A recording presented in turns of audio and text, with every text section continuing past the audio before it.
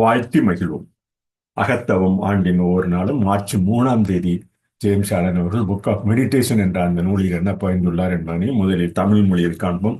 ஒரு சொல்லில் கூற வேண்டுமென்றால் பழக்கம் என்று கூறலாம். ஒரு எண்ணம் இடைவிடாது மீண்டும் செய்யப்படுவது கடைசியாக ஒரு நிலையான பழக்கமாக மாறும். தன் அக உணர்வுகளை திரும்ப திரும்ப சொல்வதன் மூலம் பெறும் அறிவு உள்ளத்தின் இயல்பில் உள்ளது. முதலில் மிகவும் கடினமாக இருந்த ஒரு எண்ணம் கடைசியில் தொடர்ந்து உள்ளத்தில் நிலைத்திருப்பதன் மூலம் இயல்பாகி பழக்கமான நிலையாக மாறுகிறது. உள்ளத்தின் இந்த ஆற்றலில் அதனதன் பழக்க வழக்கங்கள், அதனதன் நிலைமைகள் ஆகியவை மனிதனின் நெறிமுறையின் அடிப்படையும் அவரவரின் தேர்ச்சியின் மூலம் நிறைவான தன் செயல் உரிமையின் திறந்த கதவும் அடங்கியுள்ளது. உள்ளம் தூய்மையாக இருக்கும்போது வெளியில் உள்ள அனைத்தும் தூய்மையாக இருக்கும் என தமிழ் மொழியில் அவர் பகிர்ந்ததை ஆங்கிலத்தில் பகிர்ந்ததை தமிழ் மொழியில் கூறலாம். What he says in English, we can say it in acrostic word, habits, having always been in transactional system, in system. Same habits we can say for March 3rd.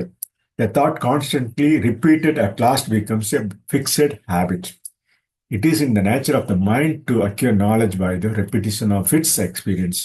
A thought which it is very difficult at first to hold and dwell upon at last becomes, by constantly being held in the mind, a natural and a habitual condition.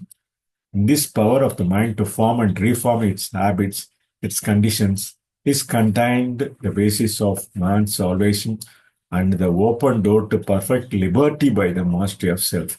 When the heart is pure, all outward things are pure. You can say it in English. Tamil மொழியில் பழக்கம் என கூறி ஒரு எண்ணம் இடைவிடாது மீண்டும் மீண்டும் செய்யப்படுவது கடைசியாக ஒரு நிலையான பழக்கமாக மாறும் என ஒரு சொல்லில் மார்ச் 3ஆம் தேதி பதிந்து பழக்கம் நல்ல பழக்கமாக நல்ல அக உணர்வுகளை திரும்ப திரும்ப அறிவின் மூலம் உள்ளத்தின் இயல்பில் செயல்படுவோம் என கூறி இந்த மார்ச் 3ஆம் தேதி அகத்தவம் ஆண்டின் ஒவ்வொரு நாளும் என்ற பதிவினை நிறைவு செய்கிறோம். நன்றி, வணக்கம்.